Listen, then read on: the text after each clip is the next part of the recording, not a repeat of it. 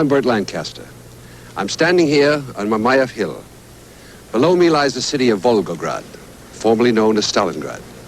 In 1942, some of the fiercest combat ever took place in a monumental battle between the Russian and German armies.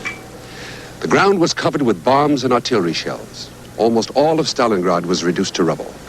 Of some 46,000 homes and buildings, 41,000 were totally destroyed. In Stalingrad, 2 million soldiers fought for 200 days and nights. Many people in the West doubted that the Soviet army could win against the mighty Wehrmacht. But the Red Army fought the Nazis to a standstill, from street to street, house to house, room to room. Hitler's armies suffered their greatest losses to date as the Russians repelled attack after attack. It was the largest battle in history. So much was at stake that the victory or defeat of either side might well determine the outcome of World War II. Our story, the defense of Stalingrad.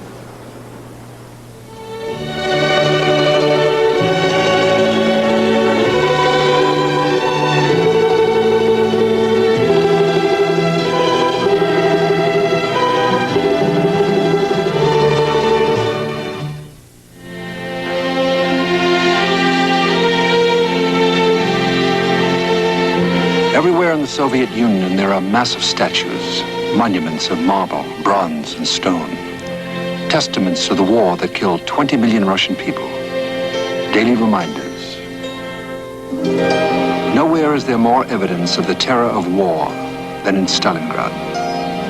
The statues and the monuments seem to grow like trees in the city squares, in the forests of graves.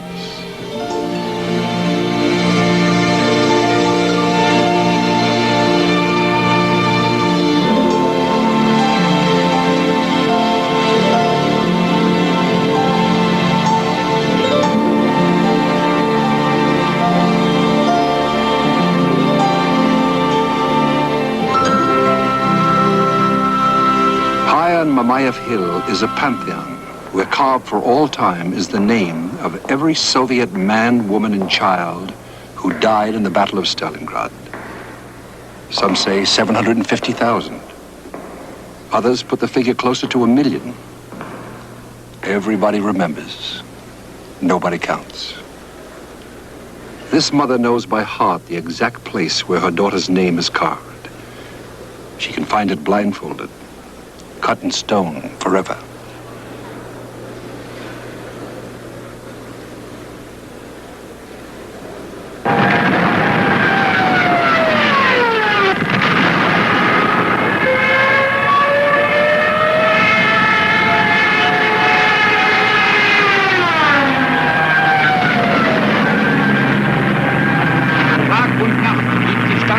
Festung im Hagel der deutschen Bomben.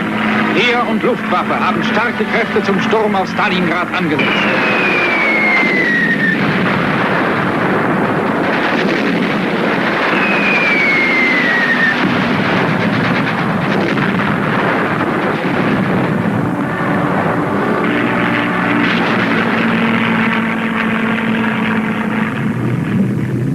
By the spring of 1942, less than a year after declaring war on the Soviet Union, Hitler's front lines were 1,000 miles inside Russia.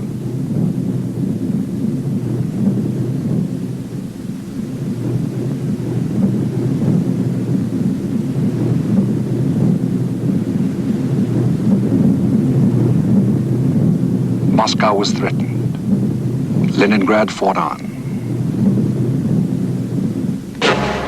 Most of the countries of Europe had either been captured or had aligned themselves with the Third Reich.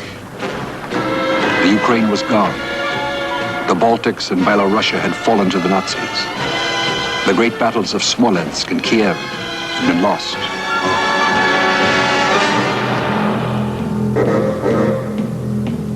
In January of 1942, the Nazi High Command had made an attempt to involve Japan in the war against Russia. The Reich, though strong, could use a second front. The Japanese would be the perfect ally.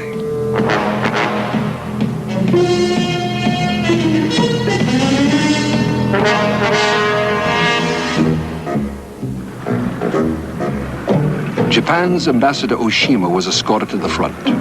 There he could see for himself the campaign-hardened Wehrmacht officers. This summer the Soviets will be crushed, Hitler had boasted. It's all but finished. While the ambassador was listening politely, he was thinking of his government's own war against America.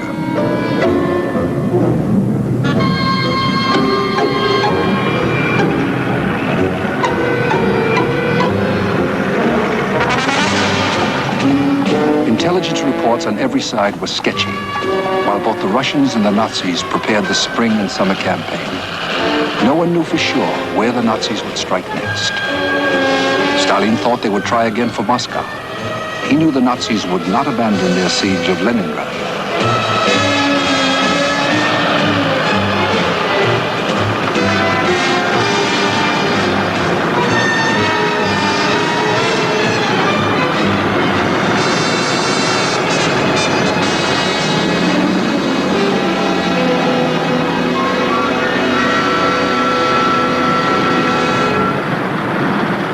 On April 5th, 1942, the Führer issued his basic battle plans for that year's major campaign of force on the southern front towards Stalingrad and the Caucasus. The Nazis employed 74 of their 217 divisions on the Eastern Front, including 7 armored divisions. These were the 1st and 4th Panzer Armies, a total of about 1 million men, supported by 1,500 airplanes of the 4th Air Force.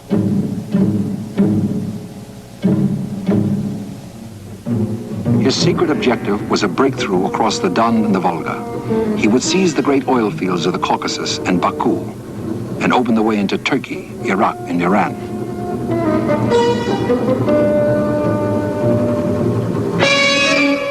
The buildup of machinery, artillery, and tanks went on endlessly. And of course, more infantry. Some just in from Germany, seeing the front for the first time.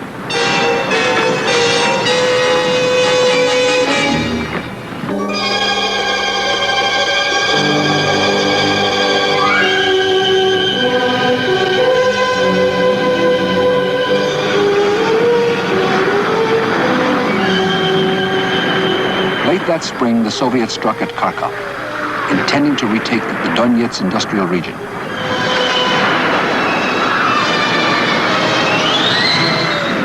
Unfortunately, the Soviets hit the eye of the concentrated German forces, massed for the drive eastward.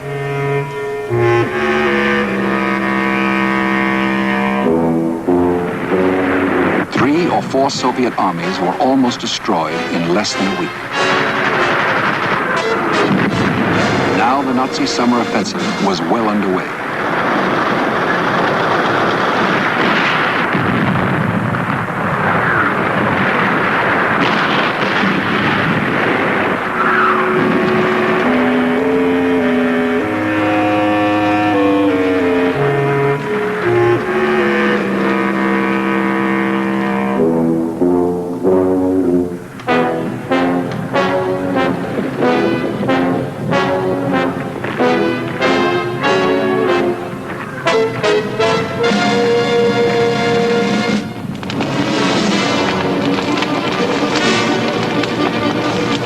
The familiar pattern of Nazi warfare was being repeated.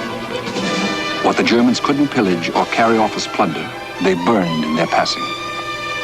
If some of the old ones and children escaped death, they were left with nothing.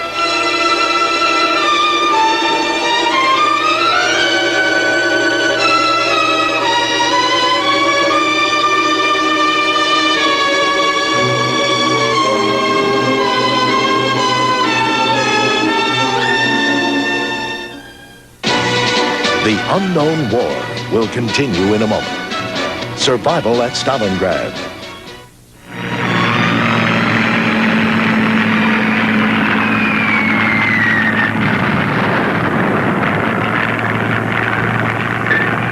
On the southernmost front, things were not going well for the Red Army.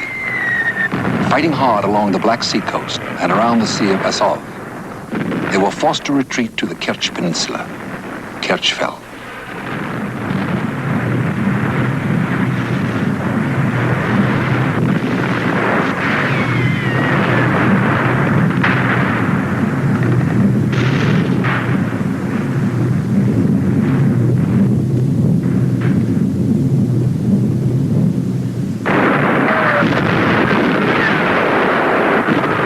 Nazis' main objective was Sevastopol in the Crimea, main base for the Soviet Black Sea Fleet.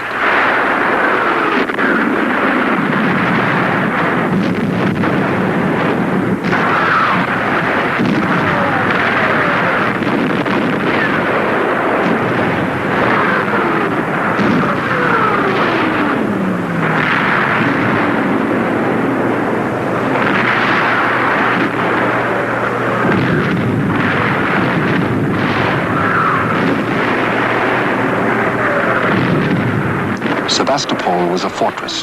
To reduce it, the Germans brought up special siege guns. In command was von Manstein, one of Hitler's most successful generals.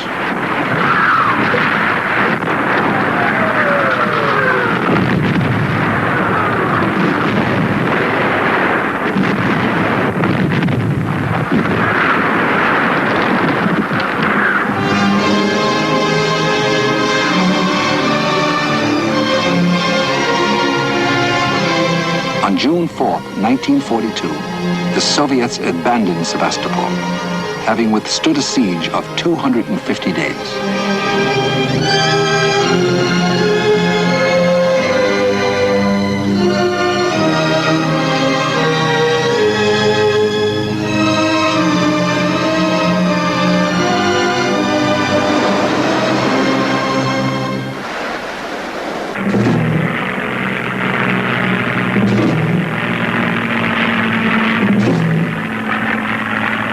Encouraged by their successes at Kharkov, Kerch, and Sevastopol, the Nazis pressed on for Stalingrad and the road to the Caucasus. By mid-June, the Nazis had massed over 250,000 men with 3,000 pieces of artillery and nearly 500 tanks and 1,200 aircraft. Hitler told General von Paulus, commander of the 6th Army, "With your army, you can storm the skies."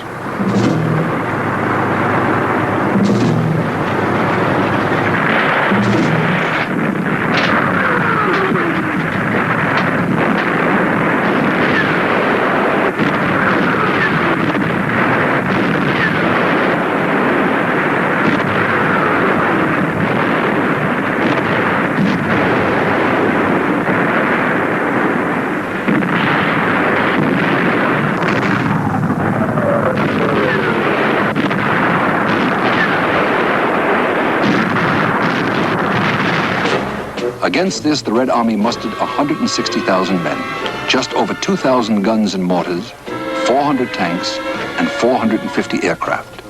The odds were heavily against the Soviets.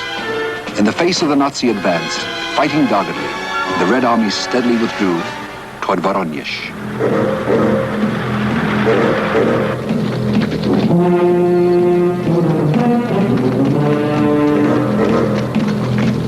The Germans crossed the Don. Then they hit trouble.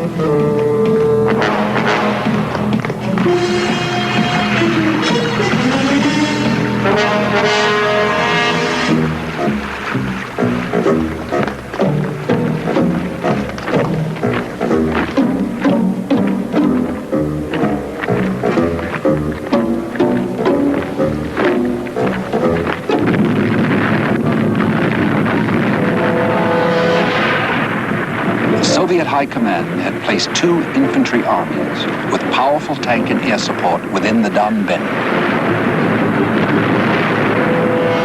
General Halder, chief of the German General Staff, noted in his diary, "The enemy's resistance is building up." 2 weeks later, he noted, "Hard defensive actions on von Paulus's northern flank." During June, the Nazis had lost 130,000 killed and wounded. In July, 160,000.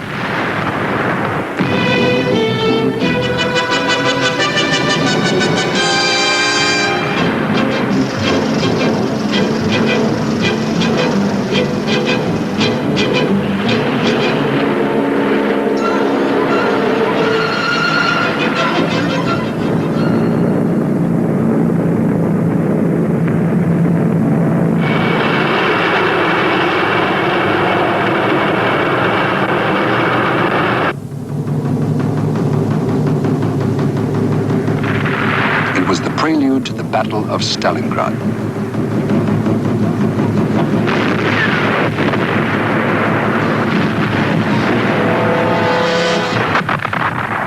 On July 28th, Stalin had ordered, not one step back.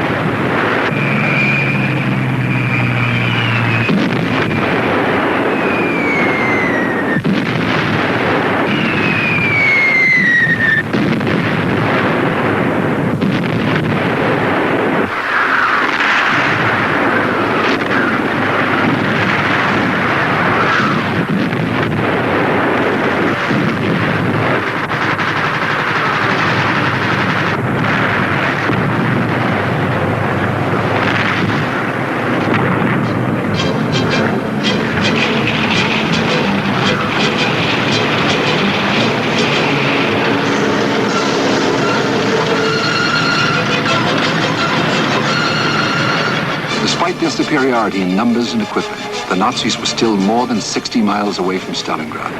It would take them 2 months to cover the distance. In August, the Nazis lost nearly 260,000 men.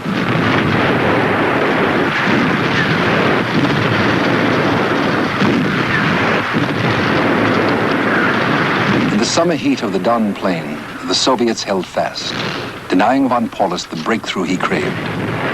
The longer he could be delayed, the more time the Soviets would have to deploy their strategic reserves.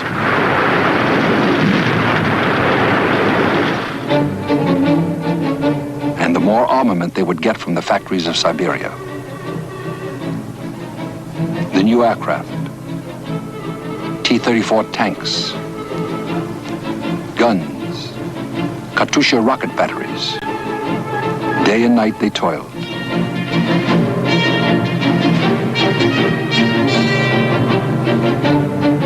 And their work rolled westward.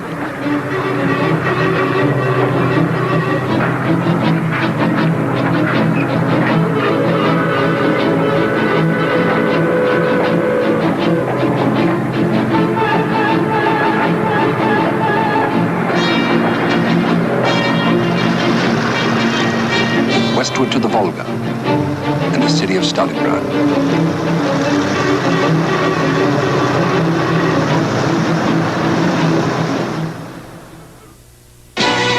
The unknown war will continue in a moment.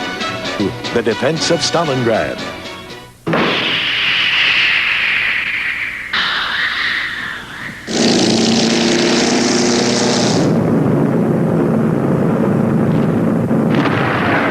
The Germans poured fresh divisions into the conflict.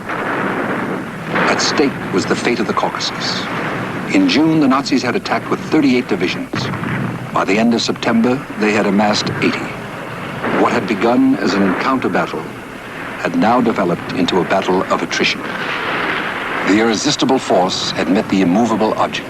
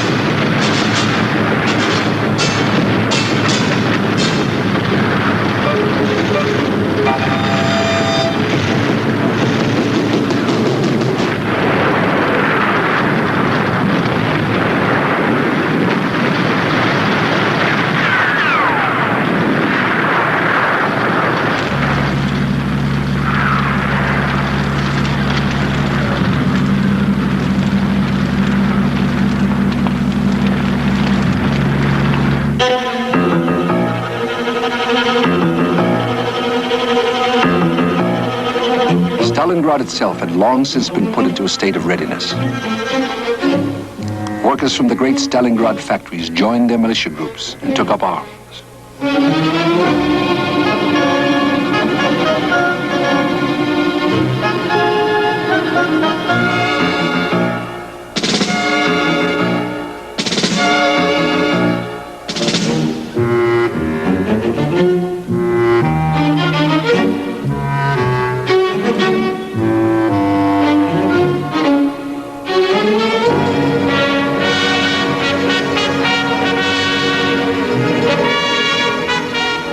Party committee declared, each single one of us must apply himself to the task of defending our beloved town, our homes, and our families. Let us barricade every street, transform every district, every block, every house into an impregnable fortress.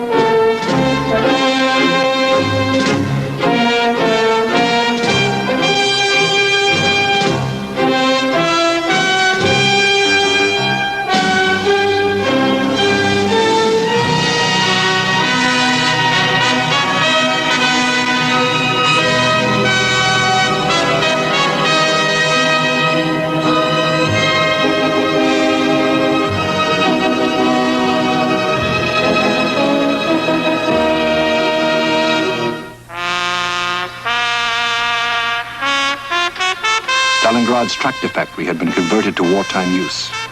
Its tanks went straight to the front.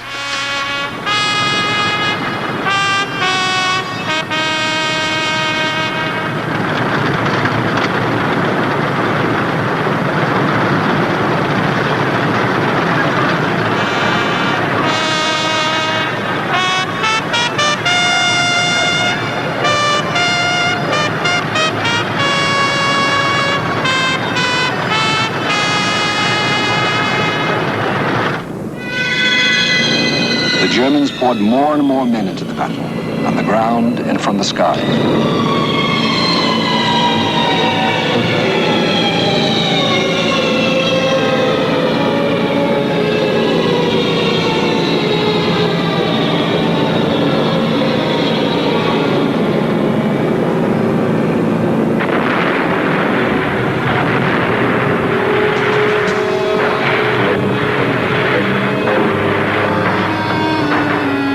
Paulus's advanced units battered their way across the northern suburbs of the city and managed to reach the steep bank of the Volga.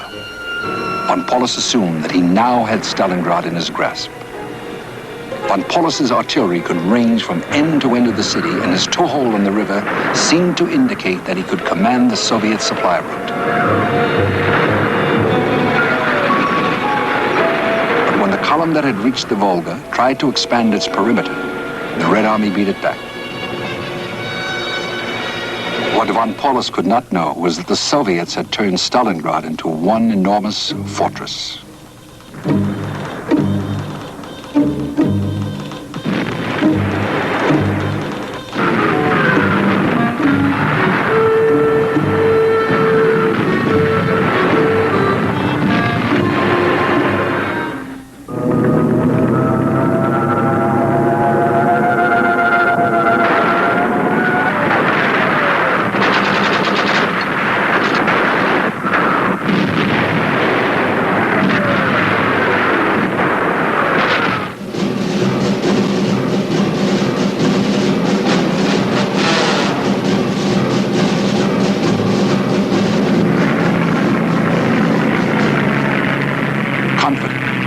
Von Paulus called in the Luftwaffe to deliver the coup de grace. It was the heaviest strike the Nazi Air Force had made since the first day of the war in Operation Barbarossa. Every bomber that could fly was in the air above the city. They flew a total of over 2,000 sorties. It was a pure terror raid, of the kind the Nazis had patented at Rotterdam, Warsaw, and Belgrade. Its intention was to massacre civilians and demonstrate the folly of further resistance.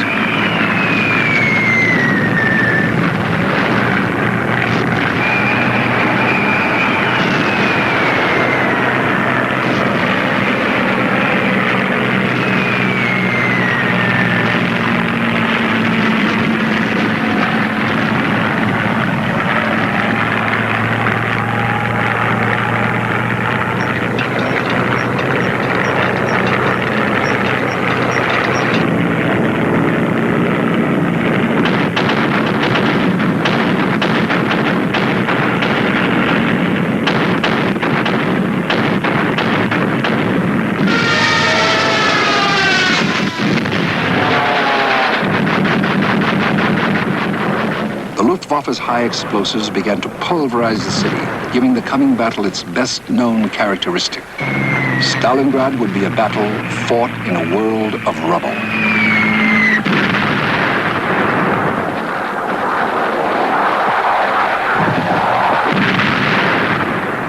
Long after the bombers had left, the flames still crackled. The terror raid had realized one of its objectives. It had killed the innocent, many of them, and wounded more. But the raid's other purpose, the breaking of Stalingrad's will to fight, had utterly failed.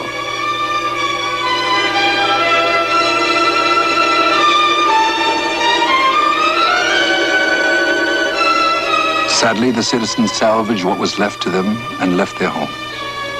From now on, the streets of Stalingrad would be the province of the soldiers.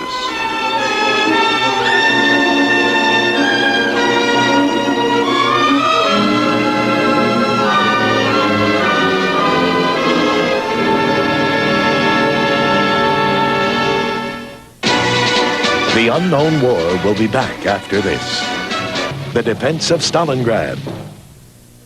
The Luftwaffe's attacks continued, but with less weight against growing opposition. From now on, the Nazis were no longer bombing the defenses. The Nazis had 1,200 planes at their disposal. The Soviets, fewer than 500.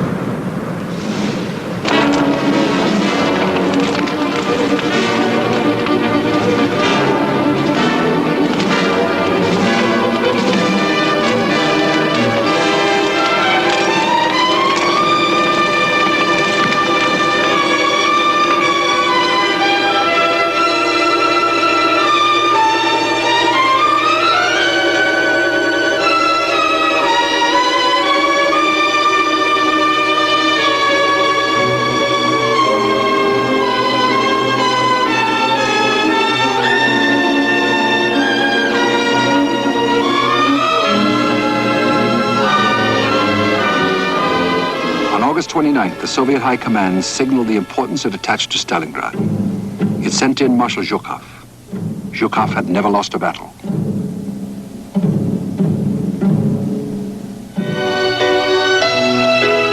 The wounded were sent across the Volga.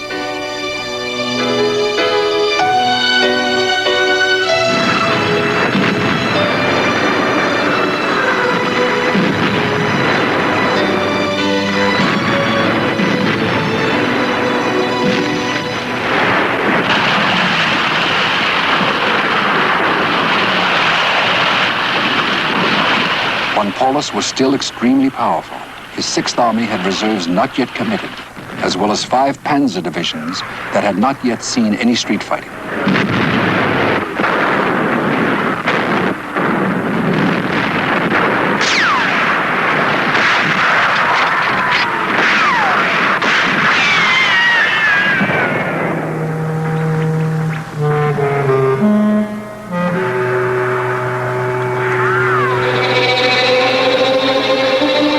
In September, Hitler told von Paulus, the vital thing now is to concentrate every available man and capture as quickly as possible the whole of Stalingrad itself and the banks of the Volga. Von Paulus was a man who obeyed orders.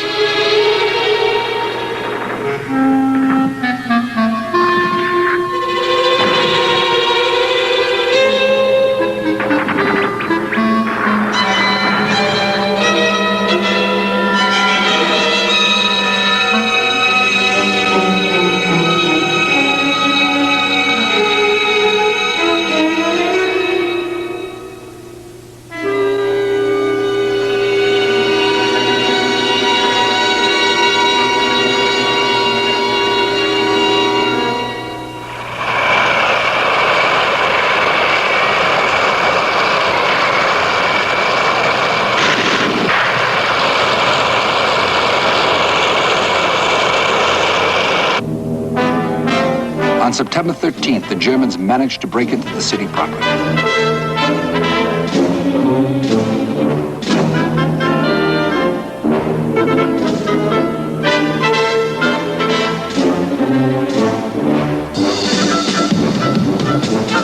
They were jubilant. Stalingrad seized.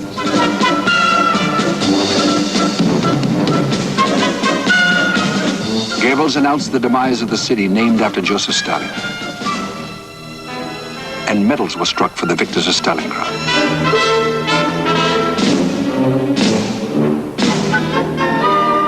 In the field, the issue of awards for valor was prodigal. The Wehrmacht was congratulating itself on its extraordinary achievements.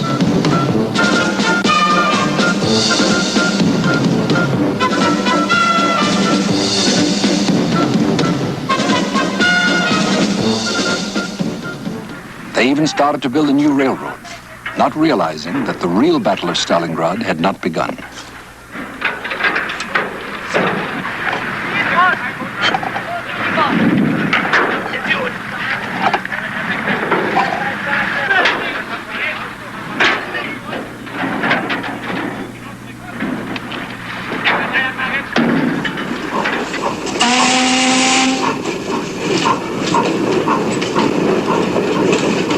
Their mood was one of soldiers who had won a great victory. The letters home were exuberant. Today I wrote to Elsa. We shall soon see each other. All of us feel that the end, victory, is near. For many of them, the end was very near.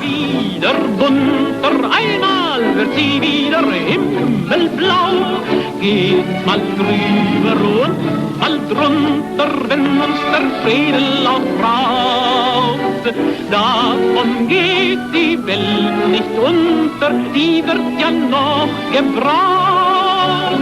Davon geht die Welt nicht unter, die wird ja noch gebraucht.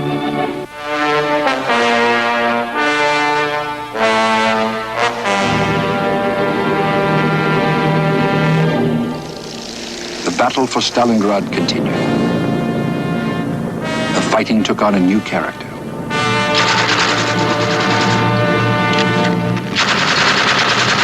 Whereas previously the course of a campaign could be measured in miles, in Stalingrad, progress was measured in yards. In one 3-day period, the center of the city changed hands 5 times. The front line was behind every pile of rubble. The unknown war will be back after this. The defense of Stalingrad.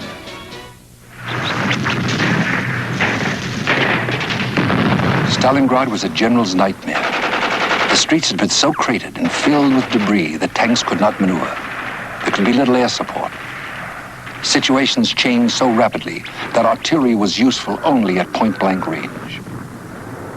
The lines were only a hand grenade throw away from each other, sometimes as close as different floors in the same house. Often the fighting was hand-to-hand.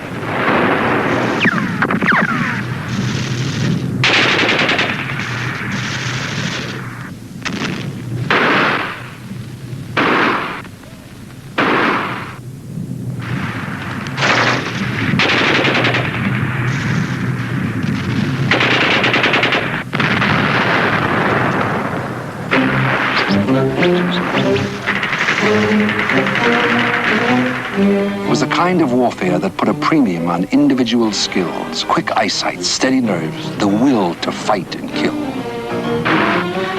It was unlike any other great battle that had ever been fought.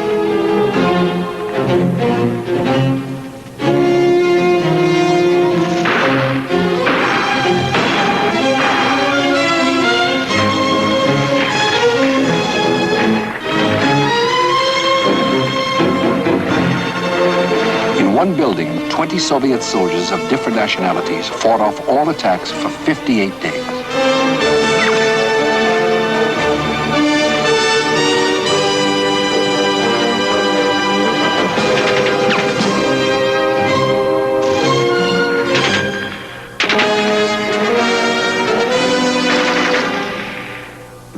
It became known as Pavlov's house. In honor of Sergeant Yakov Pavlov, commander of the group. In 1970, Pavlov told his story to people the age he was when he fought in 1942.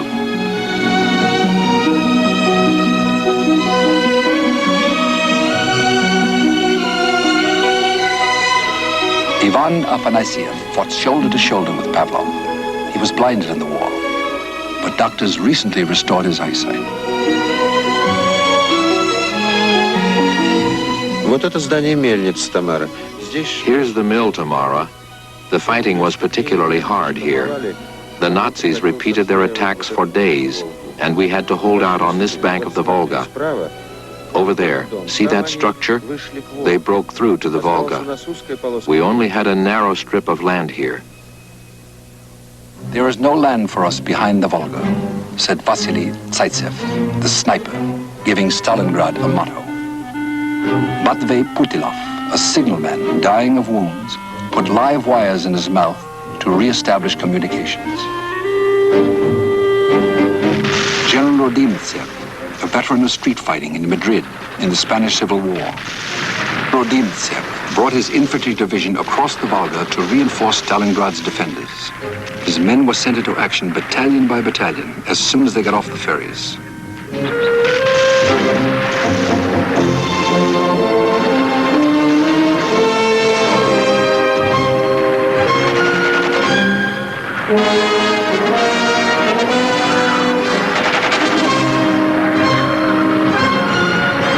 General Chuikov's 62nd Army was becoming a legend. A German lieutenant wrote, "The front is a corridor between burnt-out rooms. It's the thin ceiling between floors. There's a ceaseless struggle from noon to night. The street is no longer measured by meters, but by corpses."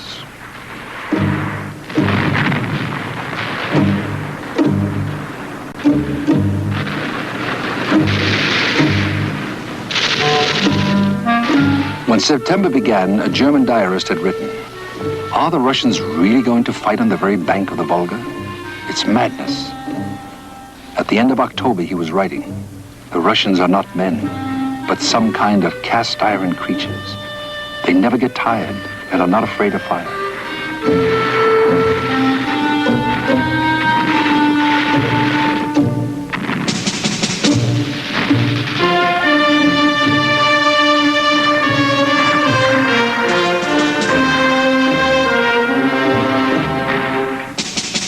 They took an oath over their dead comrades. "We swear to the last drop of blood, to the last heartbeat, we shall defend Stalingrad."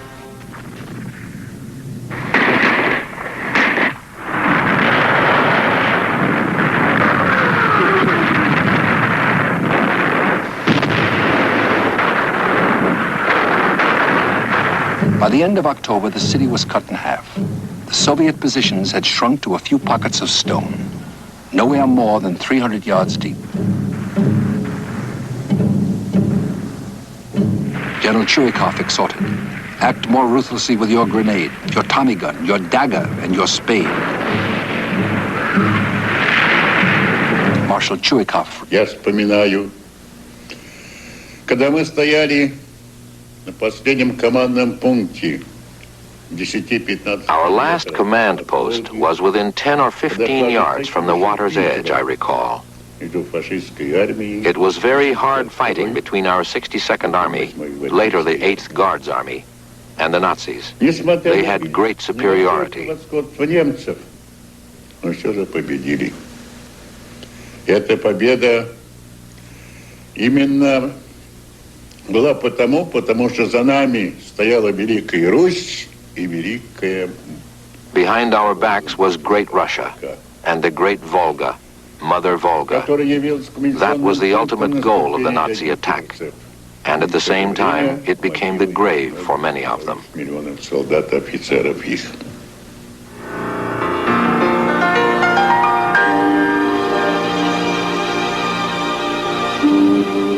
Mother Volga, a symbol of Russia's will, the river of her people's poetry, and a source of their wealth.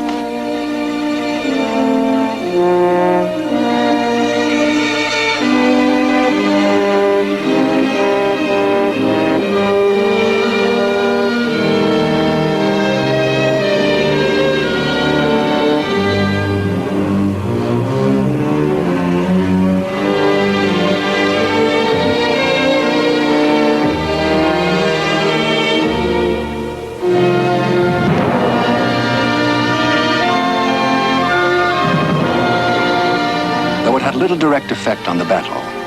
The Volga flotilla made some hit-and-run raids on the German positions on the West Bank.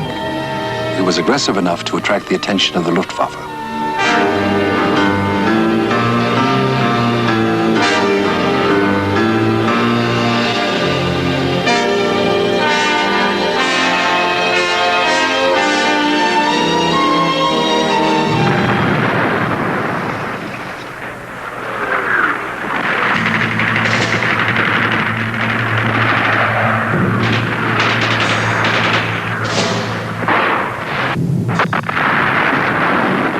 That summer, the German offensive had seemed bound to succeed until Stalingrad.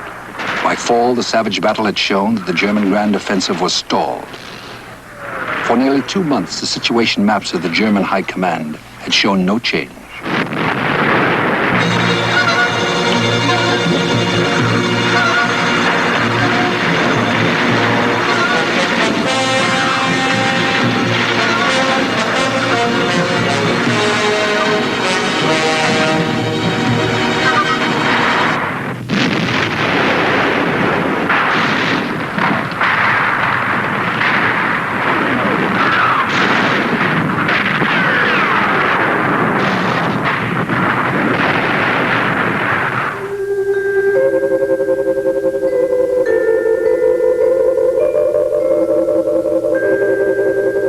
Moscow, November 6, 1942, the 25th anniversary of the October Revolution.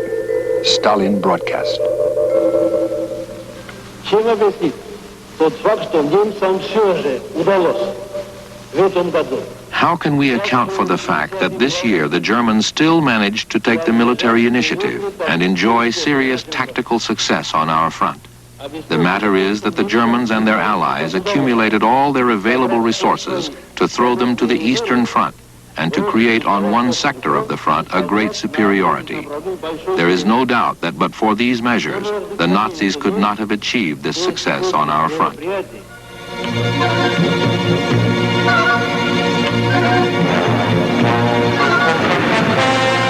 Of all the Red Army battles, Stalingrad was the one that tested to the utmost the capacity of the individual Soviet soldier.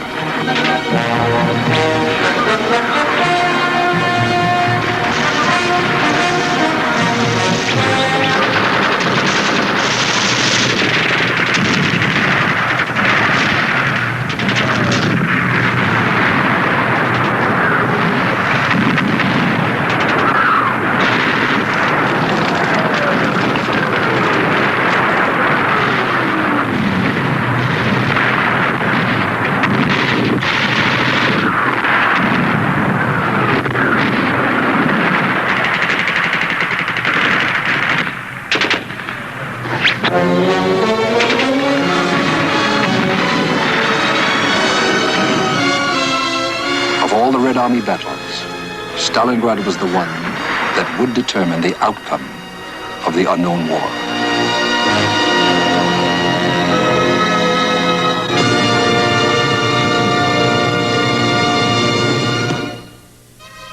Our next story, survival at Stalingrad.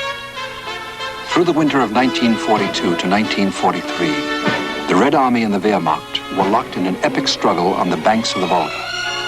It became the biggest battle of attrition in the entire war. The future of both armies was at stake, and the outcome of the unknown war.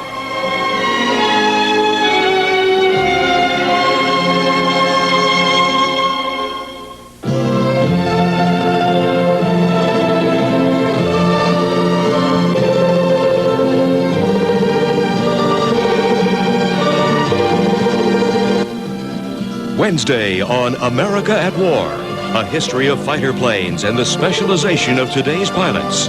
Now stay tuned for Cities at War, next on A&E.